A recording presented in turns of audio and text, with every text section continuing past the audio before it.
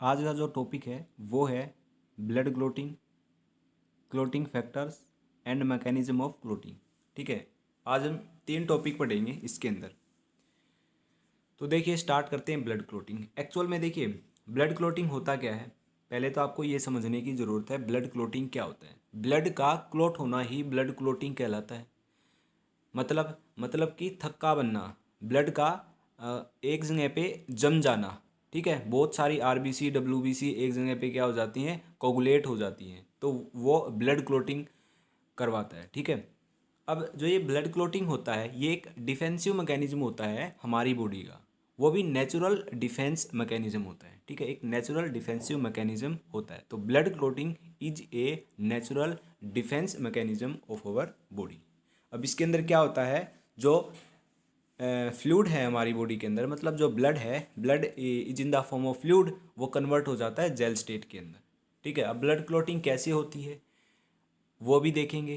Clotting factors क्या होते हैं, क्लोटिंग फैक्टर्स वो फैक्टर्स जो क्लोटिंग करने में हेल्प करेंगे वो होते हैं क्लोटिंग फैक्टर। और किस प्रकार क्लोटिंग होती है वो आज के टॉपिक में हम डिस्कस करने वाले। ठीक है, तो लेट्स स्टार्ट ब्लड क्लोटिंग। ठीक है, तो ब्लड क्लोटिंग का टॉपिक हम स्टार्ट कर रहे हैं। देखिए ब्लड क्लोटिंग क्यों ज़रूरी है हमारी बॉडी में। नेचुरल डिफेंसिव मैकेनिज्म है, ये तो हमको पता है कि blood clotting is a natural defensive mechanism in our body. क्यों, लेकिन क्या काम आता है ये, क्यों है डिफेंसिव मैकेनिज्म? क्योंकि ये लॉस ऑफ ब्लड को रोकता है। ठीक है, ब्लड का लॉस ना हो हमारी बॉडी में से, इसलिए ब्लड क्लोटिंग ज़रूरी है। जैसे कि आपकी फिंगर पे कोई भी चोट लगी, ठीक है, ब्लड उससे बाहर आना स्टार्ट हुआ, कुछ देर के बाद क्या होता है, वहाँ पे ब्लड रुक जाता है, क्लोट हो जाता है। क्यों रुक जाता है? क्योंकि लॉस ऑफ ब्लड को बचाने के लिए। ठीक है, blood clotting prevents the loss of blood. अगर जहाँ पे आपको चोट लगी है अगर वहाँ पे क्लोटिंग ना हो, ब्लड क्लोटिंग ना हो, तो क्या होगा, वहाँ से लगातार खून बहता रहेगा। ठीक है, और जो खून की कमी है वो हमारी बॉडी में हो जाएगी। अगर मान लिया ज़्यादा चोट लगी हुई है और क्लोटिंग नहीं होती है, लगातार खून का लॉस हो रहा है, ब्लड लॉस हो रहा है, तो क्या हो सकता है, अल्टीमेटली पर्सन की डेथ भी हो सकती है। तो इसलिए टू प्रिवेंट ब्लड लॉस, इसलिए ब्लड क्लोटिंग ज़रूरी होती है हमारी बॉडी में। ठीक है, और ये कोई सिंथेटिक नहीं है, ये हमारी बॉडी के द्वारा डेवलप किया गया ये एक नेचुरल मैकेनिज्म होता है, नेचुरल डिफेंसिव मैकेनिज्म होता है। अब जो ब्लड क्लोट है वो कितने टाइम के बाद होगा? ठीक है, नॉर्मली 15 से 20 सेकेंड, 15 से 20 सेकेंड के अंदर अंदर ब्लड क्लोट होना स्टार्ट हो जाता है। ठीक है, पूरी तरह से क्लोट नहीं होता, केवल स्टार्ट होता है। लेकिन with in 3 to 6 minutes normal person के अंदर फुल्ली क्लोट हो जाता है ब्लड। ठीक है, ये होता है ब्लड क्लोटिंग टाइम, जो आपको याद रखना है। तो देखिए ब्लड क्लोटिंग क्या है। The property of blood to change from fluid to gel state within a few minutes of its coming in contact with air is called blood coagulation और blood clotting। ब्लड क्लोटिंग और blood coagulation एक ही बात होती है। Coagulation, coagulation का मतलब ही clotting होता है, क्लोटिंग का मतलब ही कोगुलेशन होता है, थक्का बनना जिसको हम कहते हैं हिंदी के अंदर। ठीक है, समझ में आया क्या होता है ब्लड क्लोटिंग? इसका क्या एम है, क्यों होना चाहिए ब्लड क्लोटिंग, क्या फ़ायदा इसका हमारी बॉडी के अंदर? To prevent excessive loss of blood from an injury, so is a natural defence mechanism. ठीक है, लॉस ऑफ ब्लड को ये प्रिवेंट करता है जहाँ पे भी इंजरी हुई है, और ये क्या है, नेचुरल डिफेंसिव मैकेनिज्म होता है। ब्लड क्लोटिंग टाइमिंग क्या होनी चाहिए? The blood clot begins to form within 15 to 20 seconds but is fully formed, बिल्कुल पूरा ब्लड जो क्लोट है वो होता है within 3 to 6 minutes in a normal person. ठीक है, हम बात कर रहे हैं नॉर्मल पर्सन के अंदर, हम उस पर्सन की बात नहीं कर रहे हैं जिसके अंदर कोई डिजीज है या कुछ है। उसमें जो ब्लड क्लोटिंग टाइम है वो डिफर कर सकता है, लेकिन नॉर्मल पर्सन की बात कर रहे हैं वो होगा 3 to 6 minutes, fully blood clotting हो जाएगी वहाँ पे। ठीक है, नेक्स्ट पॉइंट देखिए क्या कहता है। It uses A variety of clotting factor present in plasma in active state.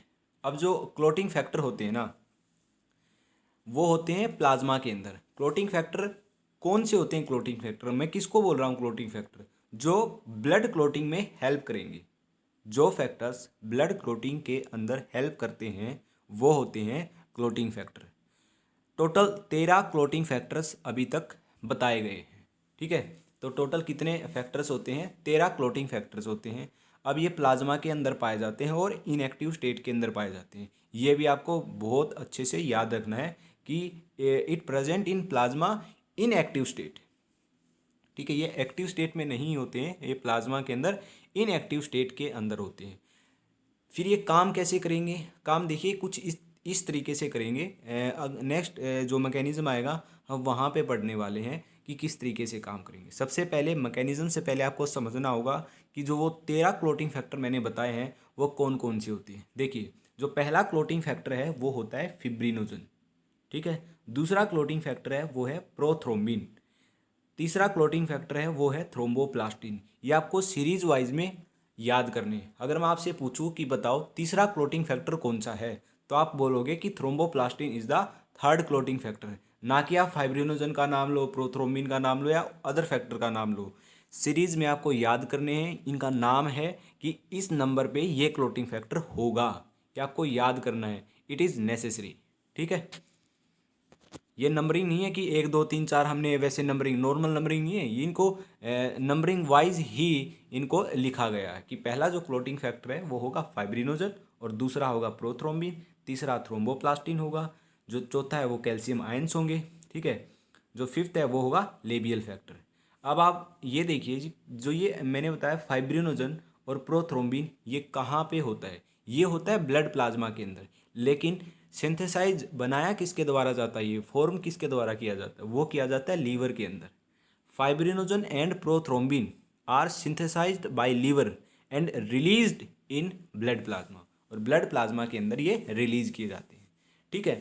अब क्या है next step? Synthesised by liver in the presence of vitamin K. Vitamin K की मदद से इनको सिंथेसाइज किया जाता है लीवर की सहायता से, और फिर रिलीज कर दिया जाता है ब्लड प्लाज्मा के अंदर, ठीक है। आपको याद रखना होगा कि क्लोटिंग जो फैक्टर्स होती हैं वो सिंथेसाइज किए जाते हैं लीवर के द्वारा और रिलीज किए जाते हैं ब्लड प्लाज्मा में। और लीवर जो है सिंथेसाइज करता है वो किसकी हेल्प से सिंथेसाइज करता है? वो विटामिन के की प्रेजेंस में उनको सिंथेसाइज करता है। तो अगर आपसे क्वेश्चन मैं पूछूं क्या विटामिन के क्लोटिंग में मदद करता है, ठीक है, तो आप बोलोगे यस, विटामिन के हेल्प करता है क्लोटिंग के अंदर, ठीक है। अब इसी बेस के ऊपर ये जो 13 क्लोटिंग फैक्टर है इसी के बेस के ऊपर मैं एक क्वेश्चन पूछने वाला हूँ लास्ट में। वहाँ से आपको समझ में आ जाएगा कि मैं क्या कहना चाह रहा हूँ अभी, ठीक है। तो आपको ये छोटी छोटी बातें याद रखनी ज़रूरी है क्योंकि ये एमसीक्यू के अंदर पूछी जा सकती हैं, ठीक है। तो क्लोटिंग फैक्टर कौन सा बॉडी ऑर्गन सिंथेसाइज करता है? तो आप लिखोगे लीवर सिंथेसाइज करता है क्लोटिंग फैक्टर को, ठीक है। तो ये आपको याद रखना है। थ्रोम्बोप्लास्टिन थर्ड होता है, ये रिलीज किया जाता है injured tissue and blood platelet at injury. जो ये थ्रोम्बोप्लास्टिन है ये बहुत ही ज़रूरी है, जो मैंने ब्रैकेट के अंदर ये स्टेटमेंट लिखी हुई है इसको आपको याद करना है क्योंकि मैकेनिज्म जो होगा क्लोटिंग फैक्टर का वो इसी से समझ में आएगा। क्या होता है? टिश्यू होता है ना, टिश्यू, मान लिया ये टिश्यू है, इस पर कोई चोट लगी, टिश्यू या सेल है, इस पर क्या लगा? चोट लगी, कोई कुछ भी टिश्यू को, जैसे ही टिश्यू इंजर हुआ, जैसे ही टिश्यू इंजर्ड हुआ क्या होगा? इसमें से थ्रोम्बोप्लास्टिन फैक्टर निकलेगा। तीसरा फैक्टर जो है थ्रोम्बोप्लास्टिन वो निकलेगा। थ्रोम्बोप्लास्टिन निकलने के बाद वो दूसरे जो अदर फैक्टर्स है ना जो इनएक्टिव स्टेट के अंदर है उनको एक्टिवेट करेगा, उनको एक्टिव फॉर्म में लेके आएगा, ठीक है। जब मैं मैकेनिज्म आपको अभी नेक्स्ट जो टॉपिक है वो मैकेनिज्म ही बताऊंगा 13 फैक्टर के बाद, तब आपको समझ में आएगा कि मैं क्या कहना चाह रहा हूँ, ठीक है। तो ये कहाँ से रिलीज होता है? ये इंजर्ड टिश्यू से रिलीज होता है थ्रोम्बोप्लास्टिन, ठीक है। ये बात आपको याद रखनी है। कैल्शियम आयन फोर्थ होता है, फिफ्थ होता है लेबियल फैक्टर। अब जो सिक्स्थ फैक्टर है ना ये है एक्सेलरीन, इसका नाम रखा गया एक्सेलरीन, लेकिन यहाँ पे एक खास बात याद करने की है कि acceptance of this factor is not existing. मतलब क्या? मतलब ये है कि अब तक का इसका कोई भी साइंटिफिक प्रूफ नहीं मिल पाया है, कोई भी साइंटिफिक प्रूफ इस फैक्टर का नहीं मिल पाया है। इसलिए इसका नाम टेम्परेरी रखा गया, एक्सेलरीन रखा गया है। ठीक है, तो इसके बारे में भी एक एमसीक्यू है जो कि लास्ट में मैं बताने वाला हूँ। तो एक्सेलरीन आप समझ लो, या फिर एक्सेलरीन नहीं लिखना चाहते हो तो यहाँ पे लिख सकते हो कि acceptance of this factor is not existing, क्योंकि इसका कोई साइंटिफिक प्रूफ नहीं है इसलिए इसका कोई नाम नहीं रखा गया है। फिर भी यहाँ पे आपको इसको एक्सेलरीन बोला गया है, जो फोर्थ फैक्टर है वो एक्सेलरीन बोला गया है। ठीक है, ये आपको याद रखना है। जो सेवन्थ फैक्टर है वो है प्रो कन्वर्टिन, या फिर इसको स्टेबल फैक्टर भी बोल सकते हैं। ठीक है, ये आपको सीरीज वाइज याद रखने हैं। कोई भी ट्रिक नहीं है मेरे पास कि इनसे याद कर सको, लेकिन आपको थोड़ा थोड़ा करके पहले 3 याद कर लिए, फिर उसके बाद नेक्स्ट 3 याद कर लिए, ऐसे करके आपको याद हो जाएंगे ये सीरीज में। ठीक है, बहुत ही आसान है, इतनी कोई दिक्कत वाली बात नहीं कि ये याद नहीं हो, याद हो जाएंगे। ठीक है, 2-3 बार आप इनको रिपीट करो, हो जाएंगे याद। नेक्स्ट देखिए क्या है, जो 8 फैक्टर है वो है एंटी हीमोफिलिक फैक्टर ए, जिसको हम शॉर्ट फॉर्म में AHFA भी बोल सकते हैं। और जो 9th है वो है AHFB और क्रिसमस फैक्टर। ठीक है, इसको हम एंटी हीमोफिलिक फैक्टर बी भी बोल सकते हैं और क्रिसमस फैक्टर भी बोल सकते हैं। और जो 10वां फैक्टर है वो स्टुअर्ट पावर फैक्टर, और जो 11th है वो है anti haemophilic factor C. 12th है वो है हैंगमैन फैक्टर, और जो 13 है वो है फाइब्रिन स्टेबलाइजिंग फैक्टर। ये 13 के 13 फैक्टर आपको याद करने हैं, रटने हैं, जिस तरह भी आपको करना है, और एक बार कॉपी पे लिख के देखने, याद हो जाएंगे, कोई दिक्कत वाली बात नहीं। अब हम समझते हैं मैकेनिज्म ऑफ क्लोटिंग। क्या मैकेनिज्म होता है क्लोटिंग का, उससे पहले देखिए कुछ लाइन देखते हैं, कुछ स्टेटमेंट देखते हैं। ये देखिए, एंटीकोगुलेंट्स क्या होते हैं, जो ब्लड क्लोटिंग को प्रिवेंट करेंगे, मतलब कि वो ब्लड क्लोट होने ही नहीं देंगे। कैसे, मैं आपको बताता हूँ।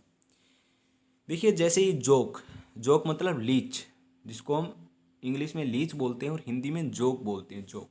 ठीक है, उसने वो क्या करेगी, जोक ने आपको काटा, जैसे ही वो काटेगी ना, वो आपके अंदर हिरुडीन को रिलीज कर देगी। ठीक है, हिरुडीन को रिलीज कर देगी। अब क्या होगा, हिरुडीन वहाँ पे रिलीज हो गया, वो है एंटीकोगुलेंट।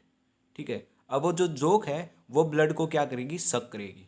अब हिरुडीन क्यों रिलीज किया, ताकि वो जो ब्लड सक कर रही है वो सक करते टाइम क्लोट ना हो जाए, इसलिए वो क्या करती है, हिरुडीन रिलीज करती है। हिरुडीन होता है एंटीकोगुलेंट, वो ब्लड को क्लोट नहीं होने देगा उस जगह पे। ठीक है, ये है लीच ऐसा करती है। सेम ऐसा ही फीमेल एनाफ्लीज मॉस्किटो भी करता है।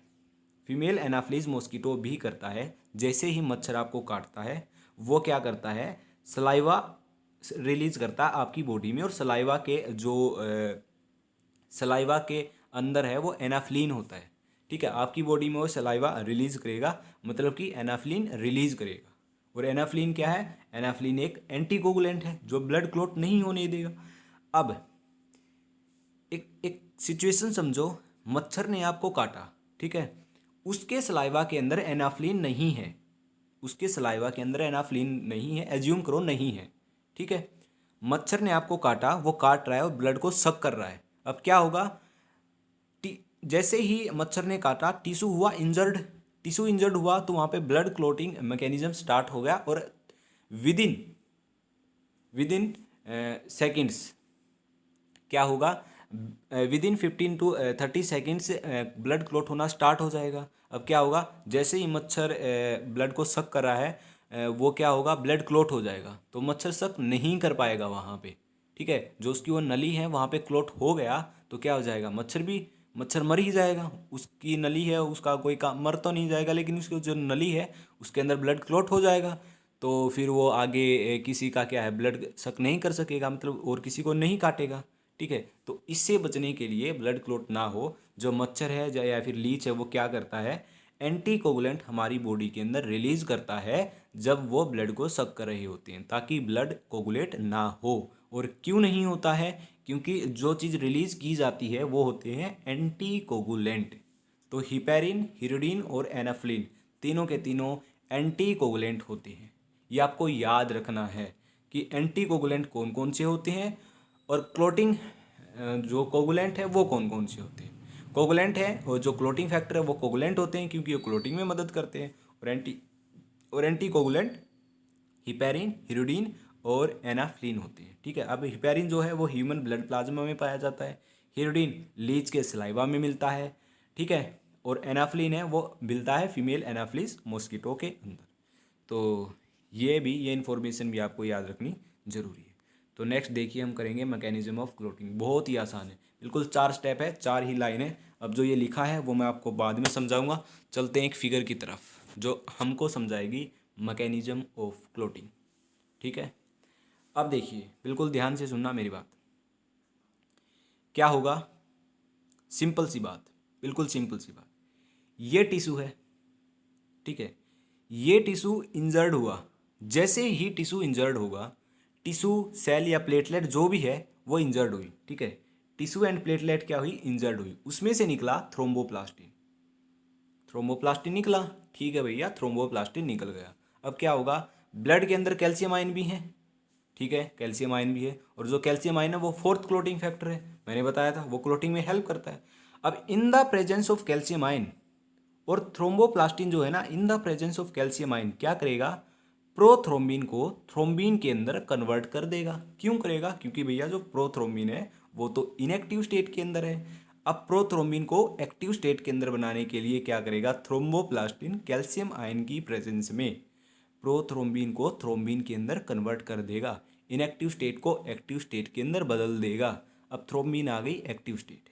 अब क्या होगा, थ्रोम्बिन हो गया, ठीक है, आ गया प्रोथ्रोम्बिन से थ्रोम्बिन। अब क्या होगा, वहाँ पे फाइब्रिनोजन भी होगा, फाइब्रिनोजन भी इनएक्टिव स्टेट में है, उसको भी एक्टिव करना है। तो क्या होगा, जो ये थ्रोम्बिन है ना, थ्रोम्बिन वो फाइब्रिनोजन को फाइब्रिन में क्या कर देगा, कन्वर्ट कर देगा। ठीक है, और फाइब्रिन क्या है, एक्टिव स्टेट होती है। अब जो फाइब्रिन होते हैं वो क्या होते हैं, फाइब्रिन क्या होते हैं, वो होते हैं इनसोल्यूबल। देखिए ये fibrin, these are the fibrin, threads of fibrin है ये। ठीक है, धागे हैं ये फाइब्रिन के, जैसे ये धागे हैं ना, ये देखिए धागे हैं। ठीक है, ये जाल सा बन गया। अब क्या होगा, जो ये फाइब्रिन है ना, ये बन गया, बहुत सारा फाइब्रिन है एक जगह पे बन गया। ठीक है, अब क्या होगा, इनके अंदर जो ब्लड सेल्स हैं आरबीसी डब्ल्यूबीसी, वो क्या हो जाएंगी, एंटेंगल्ड हो जाएंगी, फंस जाएंगी। वो ये फंस गई, बहुत सारी आरबीसी डब्ल्यूबीसी वहाँ पे फंस गई। जहाँ पे इंजरी हुई है ना, वहाँ पे फाइब्रिन आएगा और ये वो हो जाएगा, एंटेंगल्ड हो जाएंगी ब्लड सेल्स। जैसे ही एंटेंगल्ड हो गई तो ब्लड क्लोटिंग हो गई यहाँ पे। मतलब ब्लड जो बह रहा था इंजर्ड प्लेस से, इंजर्ड साइड से, वो क्या हो गया, क्लोट हो गया वहाँ पे। ठीक है, एक जाल सा बन गया, ब्लड क्लोट हो गया। तो बॉडी ने वहाँ पे एक जाल बना के क्या किया, ब्लड लॉस होने से बचा लिया। तो इस तरीके से ब्लड क्लोटिंग होती है। क्या आपको समझ में आया, जो फाइब्रिन है ब्लड सेल्स के साथ मिलके क्या कर देंगी, क्लोटिंग कर देंगी। क्या आपको ये समझ में आया या नहीं आया, आई होप आपको समझ में आ गया होगा। ठीक है, तो देखिए अब इसको लिखना कैसे, इंग्लिश के अंदर कैसे लिखना है, एग्जाम के अंदर आप कैसे लिखोगे, मैकेनिज्म ऑफ क्लोटिंग, बिल्कुल सिंपल।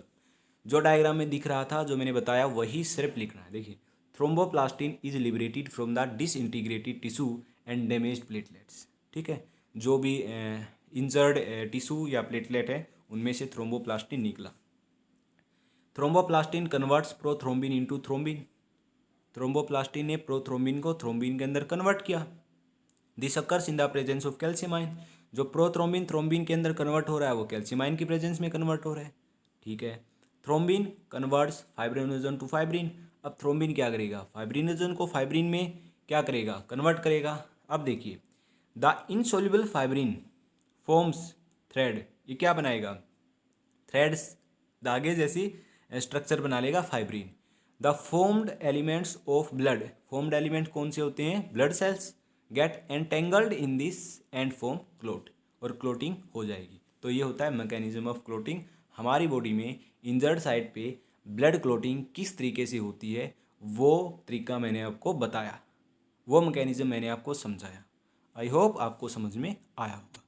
अब देखिए ये हो गया मैकेनिज्म ऑफ क्लोटिंग। तो हमने क्या किया, क्लोटिंग क्या होती है वो पढ़ा, क्लोटिंग फैक्टर्स क्या होते हैं, 13 क्लोटिंग फैक्टर्स होते हैं वो पढ़ा, और मैकेनिज्म ऑफ क्लोटिंग क्या होती है वो पढ़ा। तो आज की वीडियो में 3 टॉपिक थे, वो हमारे हो गए कंप्लीट। अब देखिए 3 क्वेश्चन देख लेते हैं हम इसी के बेस के ऊपर।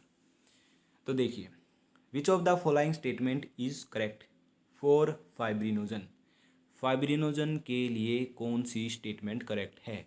फाइब्रिनोजन जो होता है वो पहला ही क्लोटिंग फैक्टर होता है, सॉरी पहला होता है या दूसरा, देख लेते हैं पहला है या दूसरा। हाँ, पहला ही क्लोटिंग फैक्टर होता है। ठीक है, जो ये फाइब्रिन से रिलेटेड कौन सी स्टेटमेंट करेक्ट है? फाइब्रिन होता है पहला क्लोटिंग फैक्टर। ठीक है, देखिए fibrinogen is a plasma protein. क्या आपने ये पढ़ा है? जब हमने ब्लड किया था डिस्कस, वहाँ पे मैंने बताया था कि फाइब्रिनोजन क्या है? प्लाज्मा प्रोटीन है। प्लाज्मा के अंदर 4 प्रोटीन मैंने बताए थे। फाइब्रिनोजन बताया था, एल्ब्यूमिन बताया था, है ना, प्रोथ्रोम्बिन बताया था, ग्लोबुलिन बताया था। ग्लोबुलिन बताया था डिफेंस में काम करता है। एल्ब्यूमिन बताया था भाई ऑस्मोलरिटी को मेंटेन करके रखता है। फाइब्रिनोजन प्रोथ्रोम्बिन बताया था क्लोटिंग में हेल्प करते हैं, बताया था। तो ये स्टेटमेंट क्या है? करेक्ट स्टेटमेंट है। ठीक है। Second, fibrinogen help in blood clotting. आज जो टॉपिक डिस्कस किए उसके अंदर आपको पता चल ही गया होगा कि फाइब्रिनोजन क्लोटिंग फैक्टर है और क्लोटिंग में मदद करता है। तो ये स्टेटमेंट भी करेक्ट है। Fibrinogen is synthesised by liver. ये लाइन भी, ये स्टेटमेंट भी मैंने आपको बताई थी। फाइब्रिनोजन है वो सिंथेसाइज किया जाता है, प्रोथ्रोम्बिन है वो भी सिंथेसाइज किया जाता है। Most of the clotting factor ना लीवर के अंदर सिंथेसाइज होते हैं। और एक और बात, जो एंटीकोगुलेंट हिपेरिन होता है ना, वो भी लीवर के अंदर सिंथेसाइज होता है। अगर आपसे पूछ लिया जाए ना कि हिपेरिन बताओ कहाँ सिंथेसाइज होता है, तो आपको आंख बंद करके लीवर पे टिक कर दो और सही निकलेगा। सही निकलेगा क्या? सही ही है। ठीक है, तो ये स्टेटमेंट भी क्या है? करेक्ट है। तो हमारा जो आंसर है वो होगा ऑल ऑफ द अबाव। तो D statement is correct. All of the above हमारा आंसर है। नेक्स्ट क्वेश्चन देखिए, दूसरा क्वेश्चन क्या कहता है? Acceptance of which clotting factor does not exist. बताइए क्या है? छठा फैक्टर जो था, जिसका नाम मैंने बताया था कि ये साइंटिफिक प्रूफ नहीं है अभी तक इसका, तो वही है ये। तो वो क्या होगा? जाहिर सी बात है एक्सेलरीन होगा। ठीक है, क्या होगा? एक्सेलरीन। ये दूसरा फैक्टर है, ये फोर्थ फैक्टर है, और स्टेबल फैक्टर भी है आगे आगे, फिफ्थ फैक्टर से आगे आगे जो फैक्टर है। ठीक है, इसका जो आंसर होगा वो होगा हमारा answer accelerin. C answer is the correct answer. Next, which of the following help in blood clotting. बताइए, chlorine ion, potassium ion, calcium ion, sodium ion, इनमें से कौन ब्लड क्लोटिंग के अंदर हेल्प करता है? Any idea? बताइए कौन हेल्प करता है?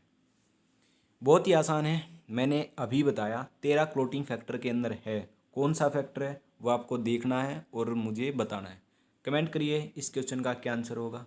ठीक है, मैं नहीं बता रहा कि इसका क्या आंसर होगा, आप कमेंट करिए, बहुत आसान है। तो आज के लिए बस इतना ही। ठीक है, और क्या है, जो भी मैंने अभी पढ़ाया उसके आपको नोट्स भी चाहिए, तो क्या करना है? डिस्क्रिप्शन में जाना है, लिंक दिया होगा, वहाँ पे आपको क्लिक करना है और आपको नोट्स मिल जाएंगे। नहीं तो आपको गूगल के अंदर जाना है, सर्च करना है pharmadice.blogspot.com। ये पूरा सर्च करना है, वेबसाइट फर्स्ट पोजीशन पे वेबसाइट आएगी, अब आपको क्लिक करना है तो भी आपको नोट्स मिल जाएंगे। ठीक है, आई होप आप आज का लेक्चर आपको समझ में आया होगा। ठीक है, आज के लिए बस इतना ही, तो मिलते हैं हम नेक्स्ट वीडियो के अंदर।